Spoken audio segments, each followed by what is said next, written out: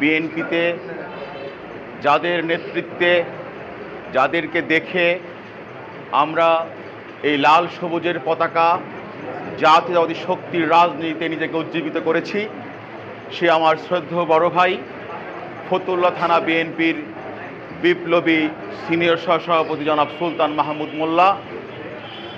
আজকের এই বিক্ষোভ সমাবেশে উপস্থিত রয়েছেন আমার শ্রদ্ধেয় বড় ভাই, আমাদের যিনি সবসময় পরিশুদ্ধ রাজনীতি করে এসেছেন, অনেক বর্ষিয়ান রাজনীতিবিদ, ফতুল্লা থানা বিএনপির বিপ্লবী সাবেক সফল সভাপতি অধ্যাপক মনিরুল ইসলাম ভাই। আজকে আমাদের মাঝে উপস্থিত আছেন ফতুল্লা ইউনিয়ন বিএনপির বিপ্লবী সভাপতি স্নেহের হাসান মাহমুদ পলাশ, কৃষক দলের নাসির প্রধান, তাঁতি দলের উজ্জ্বল, কাশীপুর ইউনিয়নের ভাইস প্রেসিডেন্ট কামাল ব্যাপারী, হবুল ভাই, সিরাজ ভাই, যুব নেতা দেলার হোসেন নয়ন সহ অসংখ্য নেতৃবৃন্দ। নাম বললে অনেক সময় লেগে যাবে।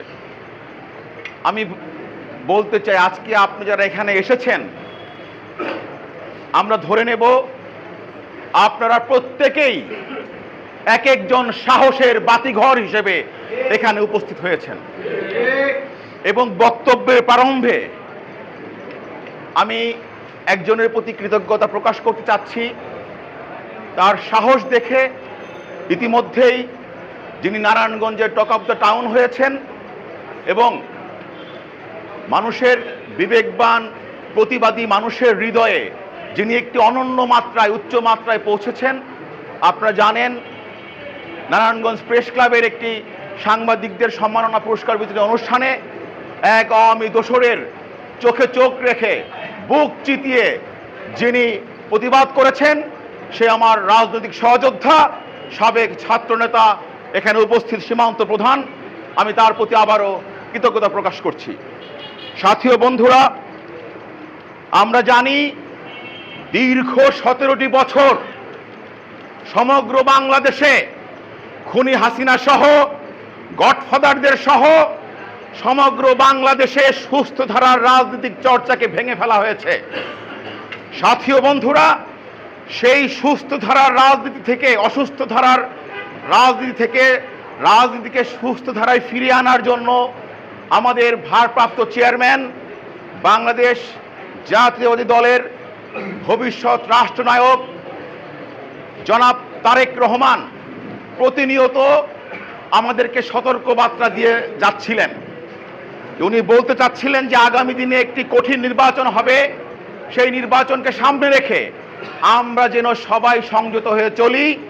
যে কাজ করলে জাতীয়তাবাদী দলের ভাবমূর্তি উজ্জ্বল হবে, আমরা যেন সেই কাজে মনোযোগী হই এবং যে কাজ করলে জাতীয়তাবাদী শক্তি শহীদ জিয়াউর রহমানের গড়া এই সুন্দর দলটি প্রশ্নবিদ্ধ হবে, আমরা যেন সেই কাজ থেকে নিজেদেরকে বিরত রাখি।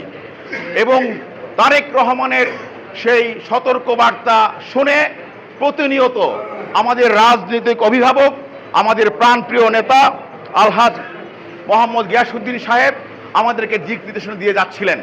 এবং আমরা যারা তার আদর্শ মেনে রাজনীতি করি, আমরা সবসময়ই তারেক রহমানের সেই সতর্কবার্তা মেনে নিজেদেরকে সংযত করে জাতীয়তাবাদী শক্তির যে ভাবমূর্তি যাতে উজ্জ্বল হয়, আমরা সেই লক্ষ্যে আলহাজ মোহাম্মদ গিয়াসউদ্দিন সাহেবের নির্দেশনা মেনে কাজ করে চলেছি।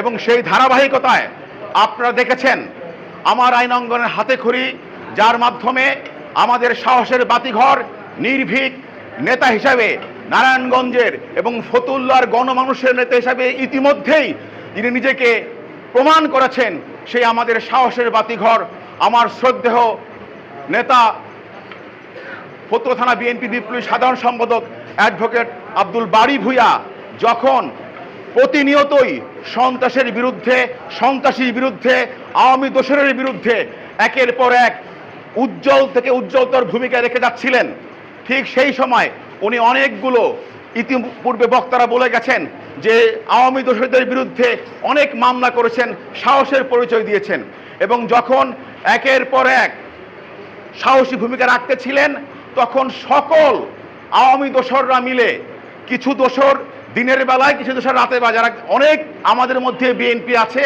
যারা এখনো প্রতিনিয়ত সেলিম ওসমান, শামীম ওসমানদের দিক নির্দেশনা মেনে তারা আমাদের জাতীয়বাদী শক্তিকে, ভাবমূর্তিকে নষ্ট করার লক্ষ্যে কাজ করে চলতেছে, এবং সবাই মিলে আজকে এই আমাদের অ্যাডভোকেট আব্দুল বারী ভূঁইয়ার পিছনে তারা নতুন করে ষড়যন্ত্র নেমেছে। সাথী ও বন্ধুরা, এবং সেই ধারাবাহিকতায় আমাদের দলের ভারপ্রাপ্ত চেয়ারম্যান জননেতা তারেক রহমান যখন দলের বিপদগামী এক নেতাকে বহিষ্কার করেছেন এবং তার বিষয় নিয়ে যখন আমাদের থানা বিএনপি একটা উজ্জ্বল প্রতিবাদী ভূমিকা রেখেছেন, এবং সেই লক্ষ্যে গতকালকে 18ই মে আমাদের নেতা অ্যাডভোকেট আব্দুল বারী ভূঁইয়া তার দৈনন্দিন কাজ শেষ করে যখন কোর্ট থেকে তার চেম্বারে আসতেছিলেন তখন কিছু সন্ত্রাসী ন্যাক্কারজনক একটি ঘটনা ঘটিয়েছে। আমরা তাদেরকে হুঁশিয়ারি উচ্চারণ করে বলতে চাই, অ্যাডভোকেট আব্দুল বারী ভূঁইয়া শুধু একটি ব্যক্তি নয়, অ্যাডভোকেট আব্দুল বারী ভূঁইয়া প্রতিবাদের কণ্ঠস্বর, অ্যাডভোকেট আব্দুল বারী ভূঁইয়া আইনজীবীদের প্রতিনিধি, অ্যাডভোকেট আব্দুল বারী ভূঁইয়া ফতুল্লাহ থানা বিএনপির প্রতিনিধিত্ব করে।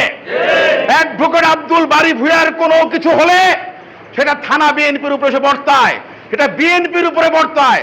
আমরা যারা বিএনপির সূর্য সৈনিক রয়েছি, আমরা কোনো অবস্থাতেই অ্যাডভোকেট আব্দুল বারী ভূঁইয়ার কোনো কিছু ঘটবে সেটা আমরা বিএনপিরা বরদাস্ত করতে পারি না। ইতিমধ্যেই আমাদের ইউনিয়ন বিএনপি সভাপতি আলটিমেটাম দিয়ে দিয়েছেন যে আপনারা যারা কালকে এসেছিলেন ফাঁকা মাঠে গোল দিয়েছিলেন।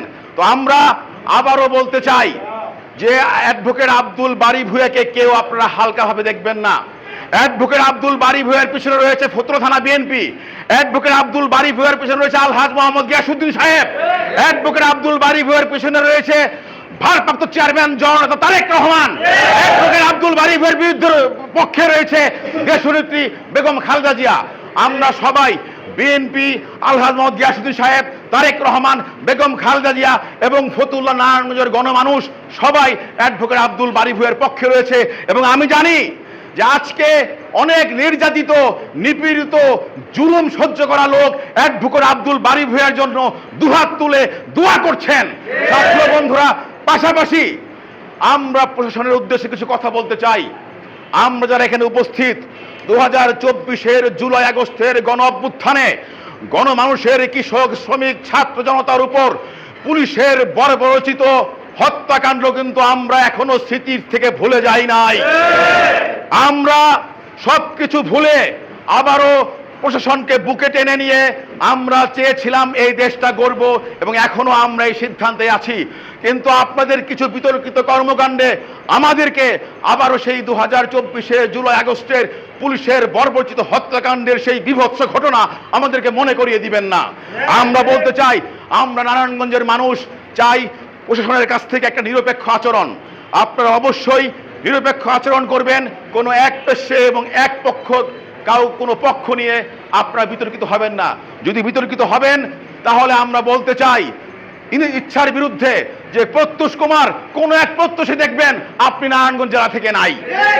সাথী ও বন্ধুরা, তাই প্রশাসনের পক্ষে আমরা থাকতে চাই, প্রশাসনকে আমরা সহযোগিতা করতে চাই, এবং আমরা প্রত্যাশা করি আপনাদের কাছ থেকে যে আপনারা গণমানুষের কথা শুনবেন, দুঃখ দুর্দশা শুনবেন, এবং গণমানুষের আকাঙ্ক্ষা বাস্তবায়ন করার জন্য যা যা করা প্রয়োজন সেই লক্ষ্যে আপনারা কাজ করবেন।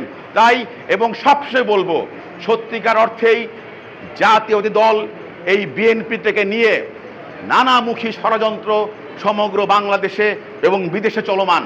তাই প্রত্যেকটা শহীদ জিয়ার সূর্য সৈনিকদের কাছে উদাত্ত আহ্বান জানাবো যে আসুন আমরা সমস্ত বিতর্কের ঊর্ধ্বে ওঠে যারা এই দলটাকে বিপদগামী করতে চাচ্ছে, যাদের কারণে দলের ভাবমূর্তি নষ্ট হচ্ছে, তাদেরকে ইগনোর করে আমরা সবাই ঐক্যবদ্ধ হয়ে কাঁধে কাঁধ মিলিয়ে তারেক রহমানের নির্দেশনা মেনে চলে আমাদের প্রাণপ্রিয় অভিভাবক আলহাজ মোহাম্মদ গিয়াসউদ্দিনের নেতৃত্বে আমরা বিএনপিতে যারা আমরা আছি সেই বিএনপির ভাবমূর্তি উজ্জ্বল করার জন্য আসেন আমরা নিরলসভাবে ভালো কাজ করি। এখনো সময় আছে, সামনে যে কঠিন দিন আসতেছে, সেই কঠিন দিন মোকাবেলা করতে হলে আমাদের ঐক্যবদ্ধ হয়ে কাঁধে কাঁধ মিলিয়ে এমন কোনো কাজ করা যাবে না যে কাজে আমাদের জাতীয় দল বিতর্কিত হয়।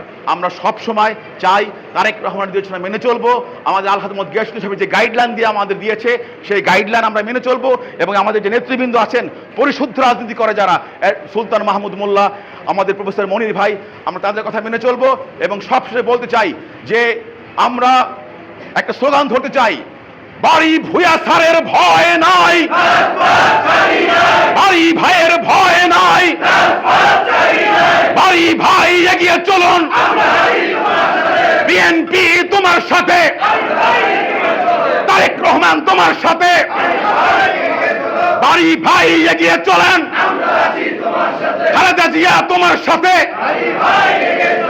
ফতুল্লার গণমানুষ তোমার সাথে, বাড়ি ভাই এগিয়ে চলো।